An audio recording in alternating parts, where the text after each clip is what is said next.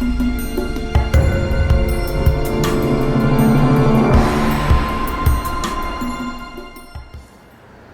back to the channel, everyone. If you're new to the channel, my name's Tim. This is Vehicle Evolution, and look at that. Snow. So I've actually been in Florida for the last week, and it was not like this down there. It was a lot better. We actually did some pretty cool stuff to a Mustang, which I'll throw some pictures up in a little bit on that. And so we're back here, and it's pretty damn cold. We arrived last night at BWI to 14 degrees. Yeah. Left Fort Lauderdale, Florida, and it was roughly 75 degrees. So yeah, not liking it too much. Anyway, so car's been sitting for about a week, so this is going to be the coldest cold start that we'll probably ever get on this car. So here we go.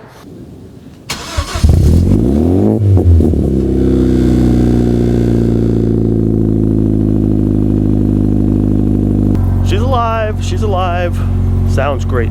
So let's hop in the car and go somewhere. Alright everyone, so I wanted to give you a little bit of an idea of what it's like having the new tablet in the car.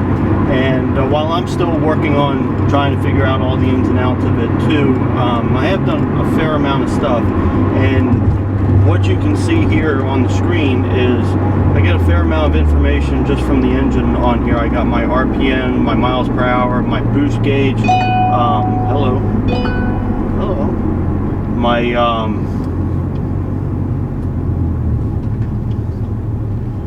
acceleration, horsepower is there, and torque. So there's a few things that I get to see right from here. Now I will give you the downside so far of this thing is I have polarized sunglasses and I can barely see that screen. So I can see it, but when I look down at it, it's a hell of a lot clearer. So I think that's more of a function of having a tablet there. It's not really designed for, you know, really looking at it the way I'm looking at it. But you know, for the most part, that doesn't bother me that much. My radio I can see just fine, and we're coming up on a little bit of a underpass here, so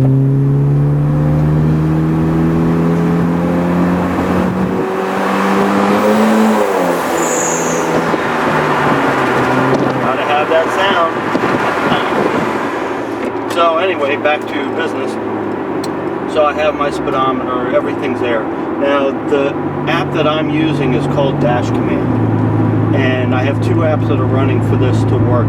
One is DashCommand and the other one is Automated.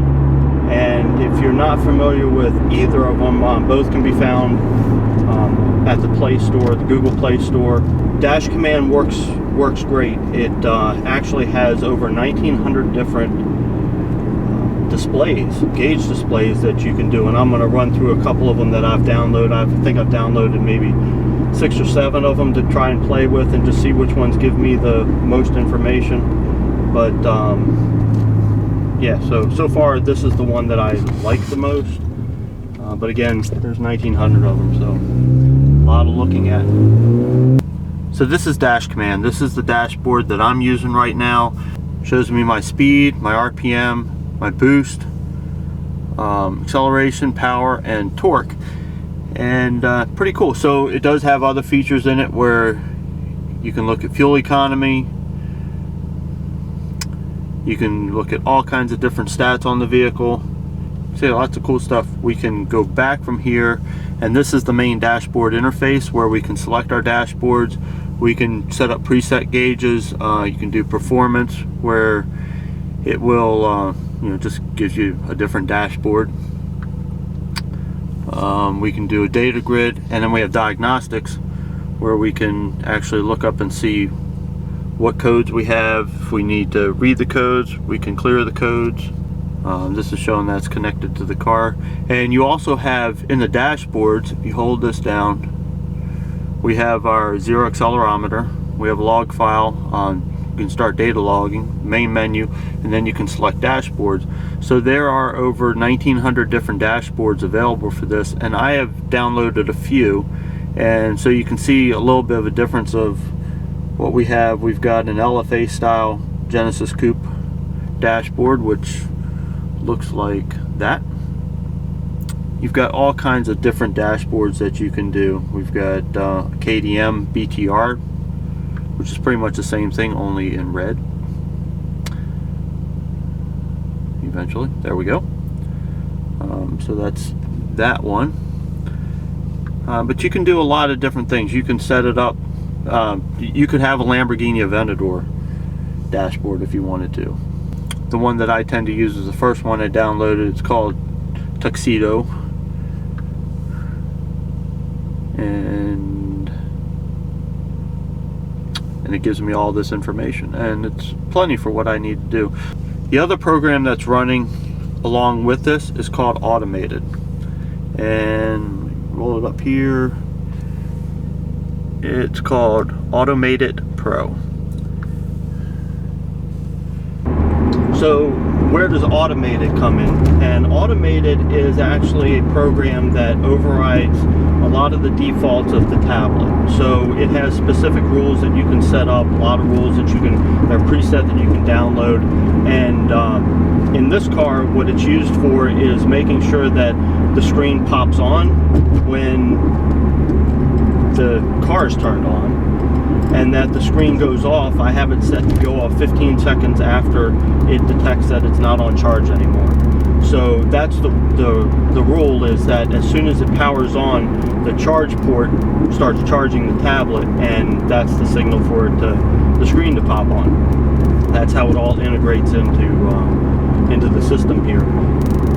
The dashboard itself is actually connected via an OBD. Well, you saw it during the other video. It's connected by a OBD2 port, and in this car right now, the one I have in here is Wi-Fi. I actually have one coming that is going to be Bluetooth, because that will allow me to have the tablet connected by Bluetooth, but also allow the tablet to be connected to my phone's hotspot via Wi-Fi, so I have access to everything online. I mean, I could check my email, I could, whatever things you're not going to do while you drive, of course, but you have access to all of that right in the center there.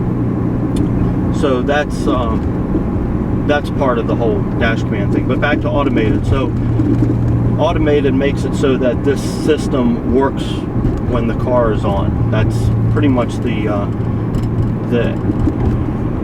that sums it up. So I have 4 rules that I have set up in this thing, and I'll show you those in detail in a little bit. But I have the one that turns the screen off when it detects power, the one that turns it off when it detects that there's no power connected anymore, and I have one that tells it that it has to start charging, you know, as soon as it is connected to power, so that it doesn't think that it's not supposed to charge.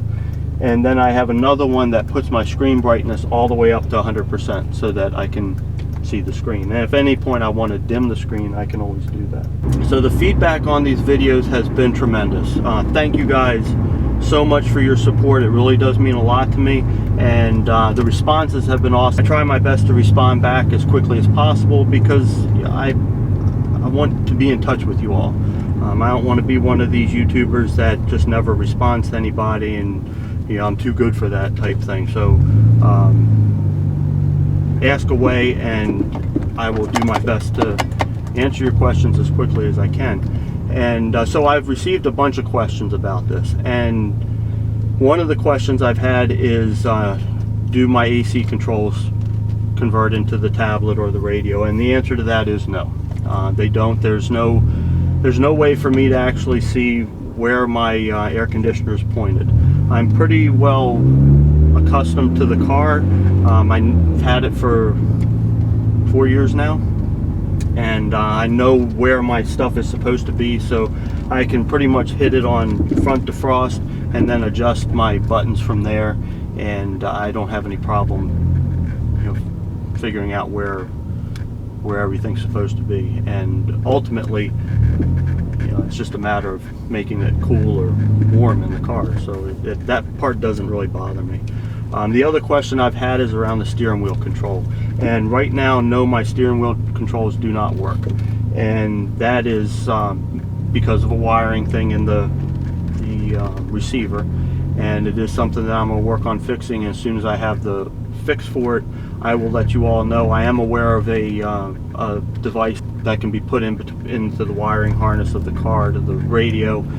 It kind of integrates everything, so I'm looking into that. Doesn't look like it's that expensive. That'll probably be the way I go, but that should make it so that my steering wheel controls work.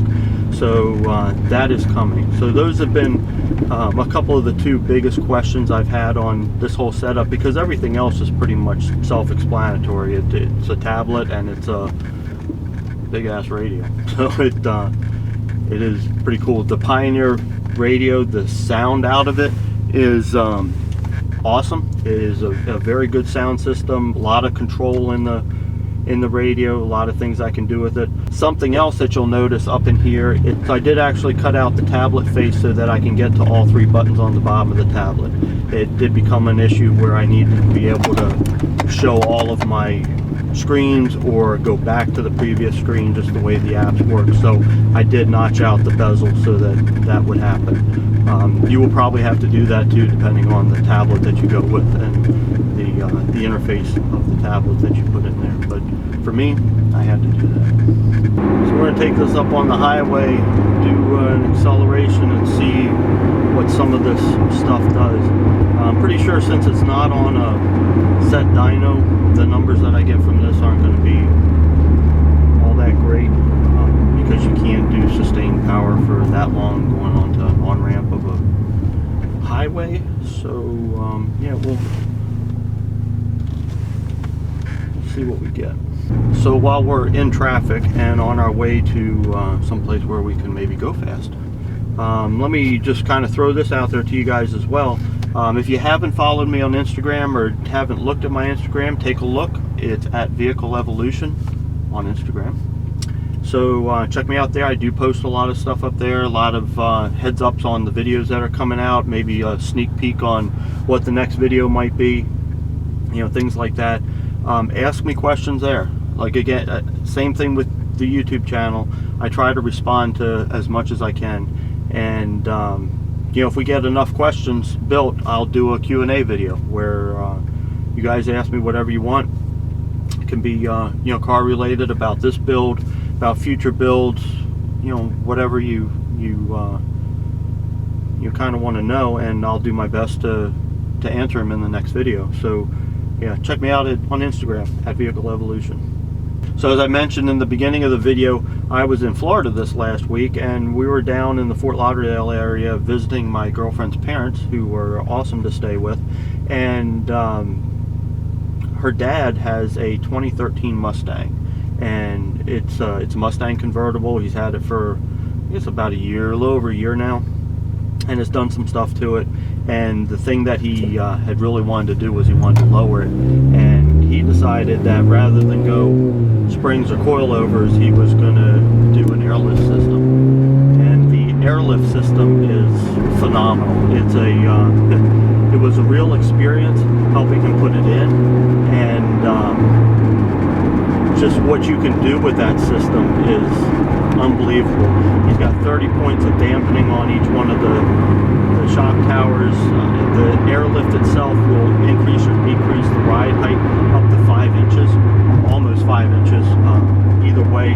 So you can slam it to the ground, or you can raise it up large enough to you know, get over speed bumps and things like that. He can adjust the ride quality, everything. Very, very cool setup, and you know, very thankful for him for letting me help with that install, and the result was very cool. Now he gets to do all the dialing in of it and get it to the ride height that he wants, set his presets, and get the dampening set to his comfort level, and you know, certainly for performance. But you know, very, very cool project to be a part of.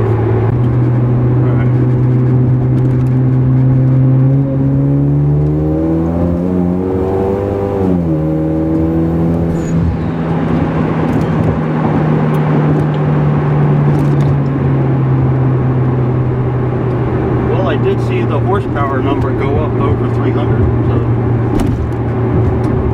that's good. Now I have no idea, you know, to be fair, I have no idea how this thing is really calculating horsepower.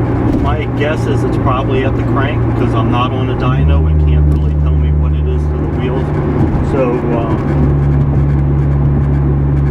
yeah, and I also wasn't flooring it, I was catching up to traffic, so that's another area where I really need to be able to be on a long stretch of highway and just let this thing rip. But yeah, so it's cool that it has that in it though. So I do have something else that's totally unrelated to the tablet or any of the interior installs that I'd like you guys' opinions on, and that is the exterior additives, aero, whatever you want to call it, that I've put on this car. The rear splitter, side skirts, front lip, all that kind of stuff. What I have on here, I pretty much just got it out of the box and screwed it on. Okay, none of it is really painted, it's not coated, wasn't sanded, and it's something I've wanted to do for a while, but to be honest with you, the temperatures have to be right. I don't have an inside facility to paint this stuff in, so I need to be able to paint it outside, and I can't do that when it's 30 degrees out or 20 degrees out or whatever. So that brings me to another question. So do I leave it as it is? Do I paint it the color of the car? I can get the paint color match to this car and be able to do it enough to be able to do it at home. Or do I carbon fiber wrap them, you know, with a high gloss carbon fiber? So let me know in the comments below what you think. I'm kind of leaning towards the carbon fiber wrap, because that I could do inside my house and you know, just take the pieces off and, you know, kind of work away at that while it's cold out. But let me know in the comments below what you think, because you know, you guys' opinion matters to me, and I'm game for whichever one you think I should do. Alright guys, so that's pretty much it for this upload. That gives you an idea of where we're at with the tablet. Still some more to come on it, and I will update you on future videos. If you like this video, please smash that like button. Like Squad, need your help. Smash that like button, and if you haven't subscribed yet, please subscribe. Again, a lot of cool stuff coming, and I want your input. What should be coming next? So leave it in the comments below. But thanks again for watching, and until next time, have a great day, guys.